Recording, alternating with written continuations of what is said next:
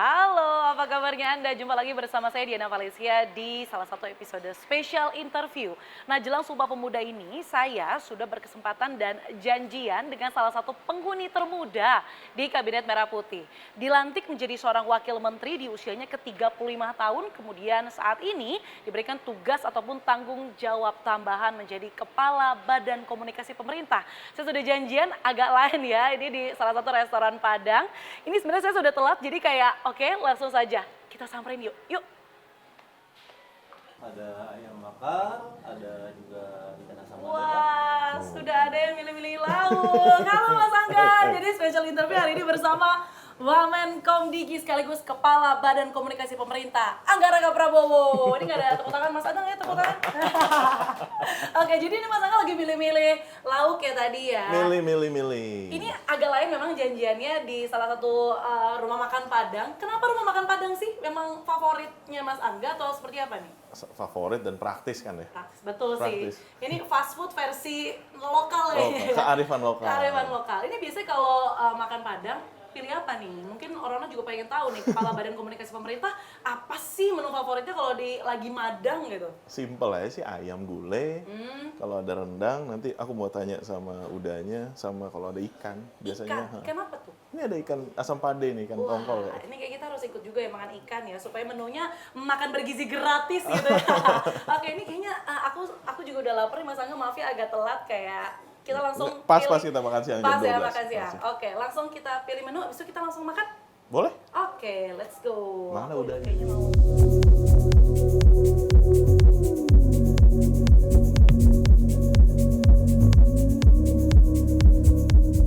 Oke, aduh ini udah selesai makan, agak karbo ya, jadi agak ngantuk nih. Tapi ini di depan udah ada buah, kita sambil mungkin menurunkan makanan sambil kita langsung ke inti dari sebenarnya interview hari ini ya Mas ya. Karena ini kan tanggal 28 Oktober, Hari Sumpah Pemuda.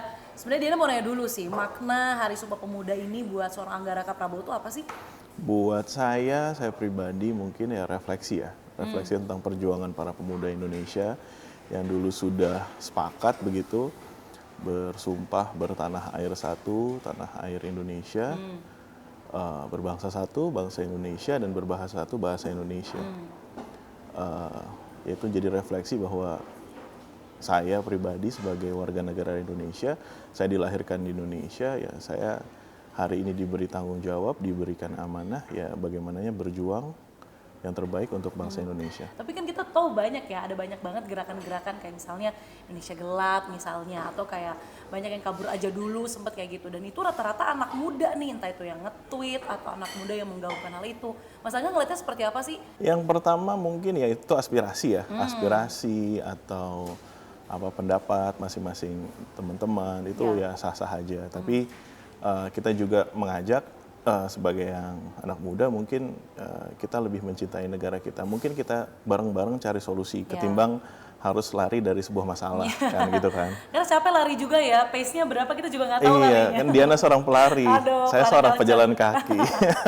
Beda tipe olahraga ya. 36 tahun jadi wakil menteri, kemudian juga kepala Badan Komunikasi Pemerintah, nambah tanggung jawabnya. Pernah nggak sih Mas merasa ketika berdiskusi sama teman-teman di kabinet merasa kayak, aduh kok ada diskriminasi ya karena saya muda gitu misalnya? Merasa diskriminasi enggak sih. Kalau kita bicara di kabinet hari ini teamworknya luar biasa sih menurutku. Kita saling mengisi begitu, ada yang senior, ada yang muda. Tapi enaknya dengan kalau diisi dengan anak muda mungkin tadi kalau Diana bilang pace ya, kita pace-nya mungkin Lebih cepat lebih, ya, terus show pokoknya ya. terus kalau nggak mikir waktu kan kadang-kadang kan. Kita mau dari pagi sampai malam juga oke. Tapi ya itu tadi kembali ke substansi yang ditugaskan oleh Bapak Presiden, fokusnya untuk rakyat. Ya kita bareng-bareng kita bagaimana cariin solusi jawaban terhadap masalah di negara ini. Berarti yang muda-muda di kabinet itu sebenarnya tidak ada pembedaan ya Mas ya, entah itu senior misalnya udah pernah jadi menteri di eranya presiden sebelumnya atau yang sekarang baru jadi menteri, itu nggak ada diskriminasi begitu? Nggak ada, saya merasakan sendiri ya, dan saya yakin teman-teman juga yang lain Semua teamwork ya. Jadi enak kan, dan kita ada di Women tuh kadang ada ini sesi kumpul Oh bareng. gitu. Ada grup WhatsApp sendiri nggak Women? Ada bareng-bareng Ada ya? juga. Namanya apa?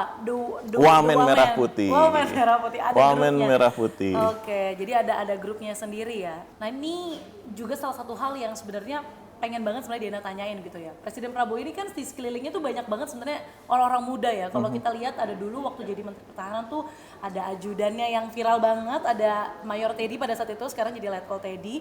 Kemudian juga ada beberapa ajudan-ajudan lainnya. Pokoknya banyak banget di sekitarnya tuh anak-anak muda, termasuk juga sespri-sesprinya. Mas Angga juga salah satunya. Apa sih sebenarnya yang Mas Angga tangkap ketika berinteraksi sama Presiden Prabowo? Visi apa yang paling menonjol dari Presiden Prabowo soal anak muda? Satu, dari sejak muda memang pemikiran beliau visinya sudah jauh untuk membantu masyarakat dan juga mengajak anak-anak muda Indonesia untuk maju. Saya mau bicara misalnya banyak sekali saat beliau mungkin di TNI, perwira-perwira muda TNI saat itu yang disekolahkan dibeasiswakan keluar. Okay. Dan hari ini ya sudah kembali dan berkarya gitu. Jadi mungkin kalau dulu tokoh-tokoh muda di sekitar Presiden Prabowo ada mungkin dulu ada Pak Fadlizon zaman dulu seorang aktivis gitu. Ya sampai sekarang beliau nggak berubah. Artinya beliau ingin anak-anak muda Indonesia itu berpikir maju, berpikir untuk membangun negaranya. Mungkin salah satunya dengan mengisi dengan pendidikan terlebih dahulu, Betul. baru kemudian bisa berkarya untuk Betul. bangsa dan negara. Jadi gitu. Diana, kalau kita lihat semua visi atau kebijakan-kebijakan presiden hari ini kan semua basic. Bagi presiden satu, kalau kita bicara makan bergizi gratis begitu ya. Pangan. Untuk pangan dan gizi. Oke. Ya, jadi anak-anak Indonesia ini yang tadi saya bilang mereka adalah masa depan Indonesia, harus dengan gizi yang baik, kemudian harus dengan pendidikan yang baik. Apa cerita Anda ketika masih muda, ketika jadi sespri dengan Presiden Prabowo yang mungkin bisa jadi ini salah satu hal yang oke, ini ternyata begini seharusnya menjalani kehidupan Anda nggak, Mas Angga? Enggak, mungkin kalau cerita yang sampai sekarang nggak Teringat pernah, gitu ya? Teringat nggak pernah lupa, itu memang pengalaman pertama kali jadi sekpri, jadi sekretaris pribadi. Kalau dulu kan mungkin kan saya menggantikan Pak Sudaryono ya, Oke. Mas Daryono tuh Wamentan hari ini. Wamentan. Jadi dulu biasanya masih didampingin. Ada satu kegiatan Tapi begitu. pada saat itu sesprinya sendiri ya Mas ya? Sendiri. Kalau sekarang kan ada 3. Iya, Kalau ini dulu sendiri. Dulu sendiri, oke. Dulu semua sendiri. Jadi waktu itu adalah kegiatan ke luar negeri pertama kali. Oke. Jadi kita mau pergi ke suatu negara, tapi kita saat itu posisinya berangkatnya dari Malaysia. Oke. Jadi dari kita waktu itu Pak Prabowo waktu itu juga masih menjalankan bisnis ya. Jadi karena 2014 kita pasca Pilpres gitu kan, ya habis-habisan mungkin kan gitu kan. Jadi ya kita membuka peluang-peluang bisnis apa yang bisa. Waktu itu kita dari Malaysia. Ada satu kesalahan saya. Kesalahan saya apa adalah tuh kesalahannya tuh? jadi saya nggak ngecek detail. Inilah saya banyak belajar dari Pak Presiden. Saya nggak bisa ngecek detail ketika kita check out dari hotel menuju ke bandara. Saya tuh merasa kayak mungkin waktu itu di pikiran saya mungkin koper-koper tuh udah dimasukin di mobil. Oh, menggampangkan Anda pada saat itu. Jadi Oke, dulu baik. itu mungkin yang dampingin Pak Presiden hanya berdua, satu sespri, satu ajudan gitu kan. Dan dulu Pak Prabowo juga, saya sempat dulu punya fotonya tapi handphonenya hilang nanti. Mungkin kalau dicek di cloud mungkin ada. Pak Prabowo tuh bawa Geret koper sendiri. Geret koper. Tapi itu begitu sudah sampai di bandara di KLIA saat itu, begitu kita buka bagasi mobil ternyata kosong. Jadi koper itu masih tertinggal di concierge-nya hotel. Itu ya mungkin saya nggak lupa ya. Jadi ya dan gini yang perlu saya garis bawahi juga, saya diomelin karena saya salah. Ya kan. Tapi Pak Prabowo waktu itu ngomelin kita. Lain kali itu dicek lagi. Ada kata-kata beliau yang saya selalu ingat sampai sekarang. Attention to detail. Selalu perhatikan hal-hal yang detail. Kalau mau jadi pemimpin, itu bagaimana bisa memikirkan hal yang besar, kalau hal yang kecil aja kita miss. Jadi itu yang saya ingat. Jadi sejak dari situ dan seterusnya, itu jadi pelajaran bagi saya. Dan itu yang juga jadi ibaratnya pesan saya ke adik-adik yang gantiin gitu kan dulu. Kalau ini dicek lagi ya, jangan sampai lupa ini. Dan Pak Prabowo itu kan memang orangnya abis marahnya terus udah selesai gitu, dan jahilnya tinggi. Oke. Jadi ketika kita udah sampai di negara tujuan, naik mobil mau ke hotel begitu, begitu saya duduknya di sebelahnya, terus beliau Itu tuh, dengan mungkin deg-degan juga ya abis dimarahin itu? saya itu deg-degannya dari penerbangan, jadi kan akhirnya kan koper itu disusulkan Oke. oleh hotel, akhirnya nyampe udah Oh berarti nggak perlu ganti pesawat? tidak. Oke. Jadi masih memang Masih selamat ya Mas Angga pada saat itu ya? dan Pak Prabowo itu kan orangnya sangat amat menghitung waktu ya. Jadi satu, kita tidak Nggak boleh terlambat, nggak boleh mepet. Jadi waktu itu masih ada spare kurang lebih 1 jam. Jadi keburu lah waktu itu dari hotel ke bandara kurang lebih sekitar 20 menit. Jadi koper masih keburu. Dan Masih aman. tapi saya kan satu merasa bersalah, udah tugas hari pertama, kok udah gagal gitu kan kurang pertama, lebih kan. iya. Terus kayak bawaannya deg-degan, terus takut salah. Tapi ya berpikir tuh bagaimana perbaikan. Nah, tapi jahil, Bapak tuh jahil. Jadi begitu naik mobil, kan duduk di sebelah. Terus ngeliat, udah semua. Siap, sudah Bapak gitu. Oh, iya. Tadi kalau nggak salah ketinggalan ya kopernya. Diungkit lagi. Terus kan kita rasanya, membangkitkan rasa bersalah Mas Angga pada saat itu ya. Oke. tapi habis itu beliau ketawa gitu. Jadi ya mengingatkan sembari juga ya memang jahil, jadi memang humoris banget Bapak itu. Jadi attention to detail itulah yang ibaratnya sari yang Mas Angga ambil ketika, salah satunya mungkin ya, Iya. sari yang Mas Angga ambil ketika bertugas melekat dengan Presiden Prabowo. Dan hal itu juga yang diterapkan di Kepala Badan Komunikasi Pemerintah yang saat ini Anda emban juga, begitu? Iya, betul. Jadi hari ini diberi tambahan tanggung jawab sebagai Badan Komunikasi Pemerintah, dan komunikasi bagi saya itu harus 2 arah begitu. Karena hari ini kita bagaimana mengkomunikasikan apa yang menjadi kebijakan-kebijakan pemerintah, bagaimana kita tadi kalau kita bicara detail, bahkan bagaimana bisa menyampaikan pesan-pesan atau apa yang sedang kita kerjakan dan apa yang sudah dikerjakan dan dirasakan oleh masyarakat itu menggunakan bahasa yang sesederhana mungkin. Dan kita juga harus mendengar dengan empati, menyampaikan dengan empati. Jadi kalau ada masukan, kritik, saran dari masyarakat, ya kita tampung juga. Dan kita juga cari solusi bagaimana. Ini yang hari ini mungkin kita terapkan di Badan Komunikasi. Dan kita juga mengajak semua, karena ini bahasanya Badan Komunikasi Pemerintah, jadi kita mengajak semua kementerian dan lembaga yang menjalankan program-program tersebut juga aktif menyampaikan secara detail, secara runut kepada masyarakat dengan bahasa yang sederhana, bahasa yang bisa ditangkap oleh seluruh lapisan masyarakat.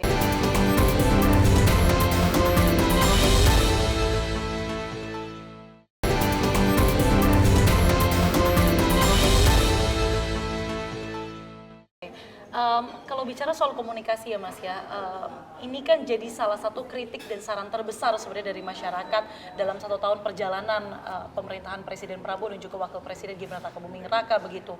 Ketika berubah dari PCO kemudian jadi Badan Komunikasi Pemerintah, menurut Anda selain soal mungkin komunikasi, mengedepankan yang namanya komunikasi empati lah ya begitu ya, merasa bersama masyarakat, apalagi yang harus dibenahi? Terutama kita tahu betul dalam 1 tahun perjalanan Prabowo Gibran ini ada banyak sekali program-program yang cukup besar. Ada beberapa orang menilainya cukup ambisius. Apa strategi Anda sebenarnya? Strateginya tadi, aktif menyampaikan kepada masyarakat. Keaktifan itu adalah juga dengan hubungan kita bersama teman-teman media misalnya. Media ini kan sebagai sarana untuk menyampaikan juga. Betul. Dan teman-teman media juga aktif juga menjalankan fungsi medianya, juga bisa jadi pengawas kita sebagai watchdog dan sebagainya. Kalau dari kami, dari Badan Komunikasi hari ini, bagaimana caranya seluruh masyarakat, ini kalau kita mau bilang ambisius ya, mendapatkan informasi yang utuh dan benar dan mudah ditangkap oleh masyarakat. Soal kebijakan yang sedang ingin dilaksanakan. Ingin dan yang sudah. Dan misalnya begini, dan kalau saya mengajak semua KL karena mereka yang tahu detailnya, tapi di satu sisi kan juga ada program-program pemerintah yang boleh kita bilang sebagai program-program unggulan begitu, atau program yang langsung berdampak. Nah, itu juga harus disampaikan ke masyarakat dengan seaktif mungkin. Misalnya begini Diana, kita bicara makan bergizi gratis. hari ini sudah ada 12.000 SPPG yang beroperasi dan kurang lebih 36 juta atau penerima manfaat. Namun di sisi situnya juga kita harus mengkomunikasikan bahwa tidak hanya penerimaan manfaat langsung, artinya adalah bukan hanya anak-anak yang mendapat makan, ibu hamil dan ibu menyusui dan balita yang mendapat manfaat tersebut, tapi ada juga lapisan-lapisan masyarakat lain yang mendapatkan manfaat di situ, misalnya lapangan pekerjaan yang terbuka dan itu peredaran uang yang langsung berputar di daerah-daerah itu yang di bawah. Kemudian lagi ada UMKM yang menjadi misalnya pemasok bahan makanan dan sebagainya. Itu juga saya rasa mungkin masyarakat di daerah, terutama yang sudah mendapatkan manfaat dari program tersebut, itu juga wajib dan perlu kita sampaikan juga kepada publik begitu. Sekolah rakyat kemudian kalau saya mau bilang contoh, hari ini saya saja yang tinggal di kota gitu ya, di Bogor di kota, 300 meter dari rumah saya baru tahu bahwa ada penerima manfaat sekolah rakyat dari seorang pemulung yang keluarganya berprofesi sebagai pemulung, memiliki 3 anak, usianya 8 tahun, 6 tahun, dan 3 tahun. Anaknya yang umur 8 dan 6 tahun tidak pernah merasakan bangku sekolah. Dengan program ini, adanya hadirnya negara, anaknya hari ini merasakan bangku sekolah, dan orang tuanya bersyukur. Jadi, hal-hal seperti ini masih banyak di masyarakat kita. Jadi, program sekolah rakyat hari ini baru 15.000 menyerap anak-anak yang putus sekolah bahkan yang tidak merasakan bangku sekolah, dan hari ini negara hadir untuk itu. Tapi saya mau bahas spesifik soal makan bergizi gratis, Mas. Ada beberapa yang menganggap bahwa MBG ini sebenarnya kita mungkin hampir semua masyarakat Indonesia ini sepakat bahwa tujuannya itu baik, tujuannya itu mulia dan sudah memahami sebenarnya visi dari Presiden Prabowo.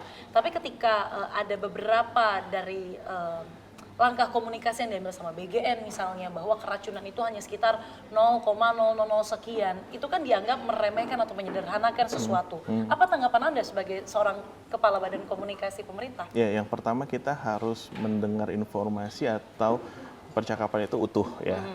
Mungkin yang pertama saya berkeyakinan tidak ada maksud untuk menyepelekan. Yang kedua, kita harus lihat tadi utuh apa dalam penyampaian tersebut. Bahwa tekadnya adalah zero accident, nol kejadian, dan itu yang diupayakan. Terhadap kejadian-kejadian tersebut, kita tidak menutup mata dan kita tidak lari dari situ, kita menyelesaikan di situ. Kita bagaimana, kalau kita bicara BGN hari ini melakukan pembenahan, tata kelola dan segala macam. Kemudian semua atas instruksi dari Presiden, semua ikut juga berpartisipasi mengawasi dan membantu terlaksananya program jadi bukan hanya milik BGN sendiri, betul, tapi justru lintas kementerian lembaga sekarang ikut berpartisipasi. Dan bukan hanya lintas lembaga, bahkan saya lihat partisipasi masyarakat juga luar biasa. Orang tua dalam hal ini untuk karena apapun tadi program ini baik, tujuannya mulia untuk menyelamatkan masa depan anak-anak kita. Dan orang tua yang memiliki anak juga memiliki keterpanggilan untuk sama-sama memastikan bahwa anak-anaknya mendapatkan gizi dan asupan yang baik. Kalau tadi kan komunikasinya bagaimana Anda mendengar orang di sekitar begitu ya. Tapi ini saya mau bahas soal komunikasi Presiden dengan para pembantunya. Ini adalah para menteri dan juga kepala lembaga. Ada yang menyebutkan bahwa ini sepertinya Presiden ini dikelilingi tembok yang tidak bisa semudah itu ditembus oleh menteri dan juga kepala lembaga yang mungkin tidak biasa berada di sekitar Presiden. Saya mau verifikasi dan juga konfirmasi ke Anda, benarkah itu?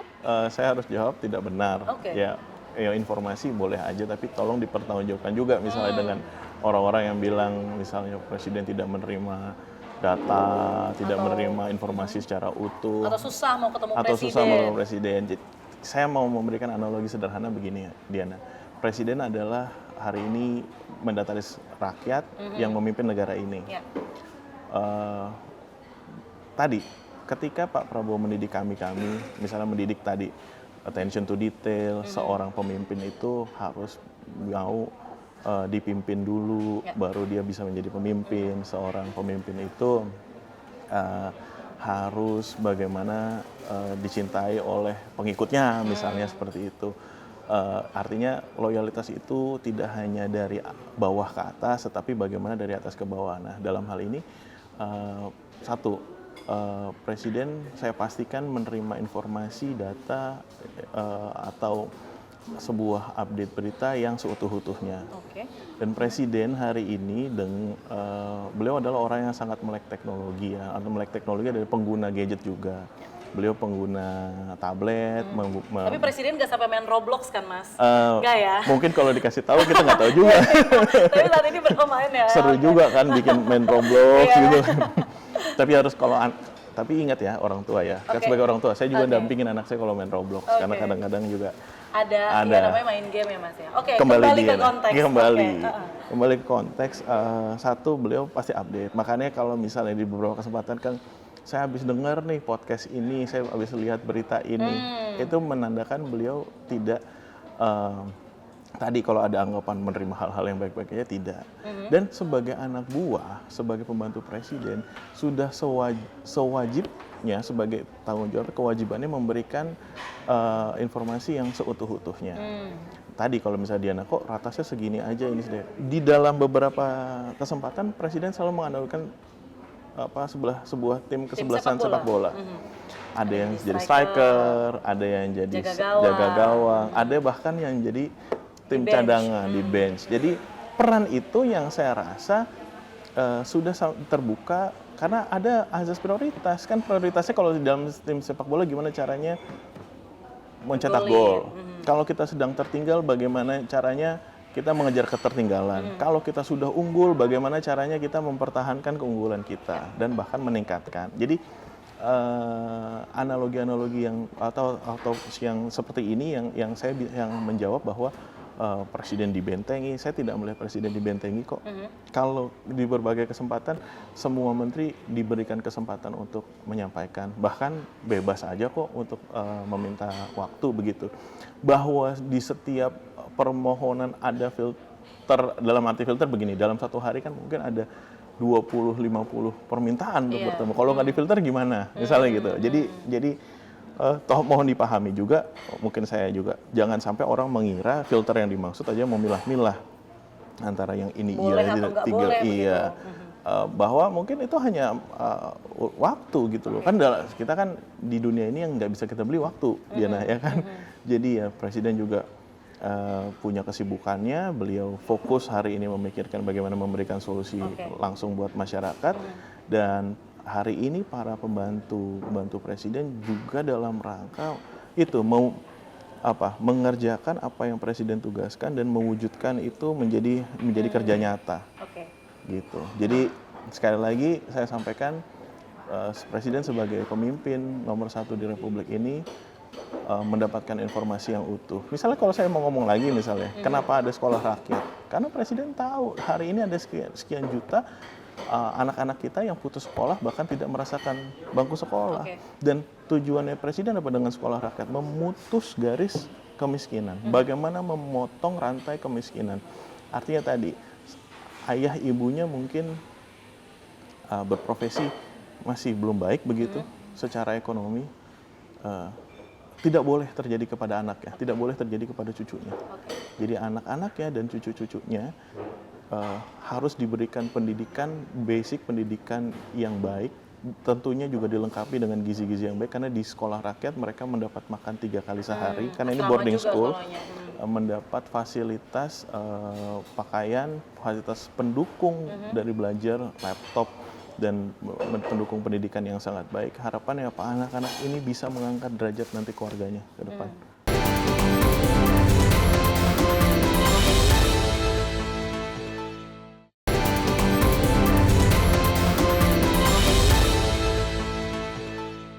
Pesan seorang Raka Prabowo untuk anak-anak muda di Indonesia untuk membangun optimisme nih, karena kalau kita boleh jujur mungkin ada juga sebagian yang lagi di momen agak pesimis dengan Indonesia ke depan.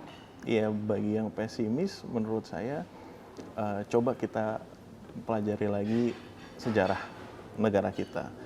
Bangsa kita direbut dengan darah, keringat, dan air mata lewat sebuah perjuangan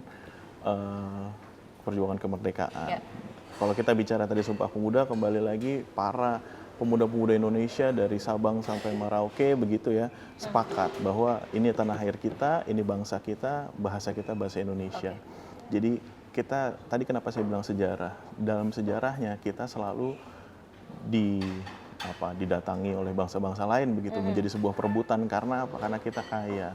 Nah, hari ini pemerintah hari ini adalah Presiden Prabowo sangat amat concern untuk menjaga semua kekayaan negara kita dipergunakan sebaik-baiknya, sebesar-besarnya untuk kepentingan masyarakat. Artinya apa? Kalau kita bicara misalnya hilirisasi ya, sebagai salah satu program Presiden. Gimana coba bayangin Diana, tadinya kita jual barang mentah, bahan mentah, hari ini kita minta semuanya diproses dari hulu sampai hilir, sampai dengan nilai tambahnya ada di Indonesia. Itu pun nanti Indonesia akan menjadi negara industri, itu katakanlah, membuka lapangan pekerjaan. Optimisme yang saya mau coba gugah adalah gini, jangan kita menyerah terhadap terhadap keadaan gitu. Memang berat, dalam hidup pasti ada cobaan, tapi tadi saya juga belajar banyak dari Pak Prabowo, jatuh bangkit, jatuh bangkit, jatuh bangkit. Kita sadar negara kita negara kaya, hari ini pemerintahnya sedang membereskan itu. Bagaimana caranya semua kekayaan kita bisa kita kelola untuk sebesar-besar masyarakat. Jadi harapannya anak-anak muda ini juga ikut berkontribusi begitu. Jadi banyak sekali anak-anak muda kita yang hebat-hebat. Ya. Saya di Komdigi ketika saya pergi ke salah satu negara lain waktu itu di Eropa, banyak sekali anak-anak Indonesia yang berkarir di sana dan pinter-pinter, hebat-hebat. Diaspora kita hebat-hebat. Betul. Nah, ketika sekarang pemerintah lagi fokus membenahi di dalam, ya kan, ada kesempatan dari anak-anak hebat kita yang untuk bisa membangun dari dalam, itu juga menurut saya sebuah optimisme di mana anak-anak pintar ini, anak-anak yang hebat-hebat ini akhirnya mau untuk kembali dan membangun negara kita dan bisa memberikan manfaat sebesar-besarnya untuk masyarakat kita. Oke. Terima kasih banyak Mas Angga Raka untuk waktunya, Diana, untuk CNN Indonesia di special interview. Ini rasanya buahnya udah pada teriak minta dimakan karena dari tadi kita ngobrol terus. Terima kasih Mas Angga. Dan usai sudah interview saya bersama seorang Angga Raka Prabowo, Wakil Menteri Komunikasi dan juga Digital, kemudian juga menjabat sebagai Kepala Badan Komunikasi Pemerintahan. Semoga di Hari Sumpah Pemuda ini kita bisa saling sama-sama merefleksikan apa saja yang bisa kita lakukan untuk negara, terutama bagi para muda-mudi di luar sana. Kita mau makan buah dulu, sampai jumpa di episode selanjutnya. Terima kasih. Mari kita makan.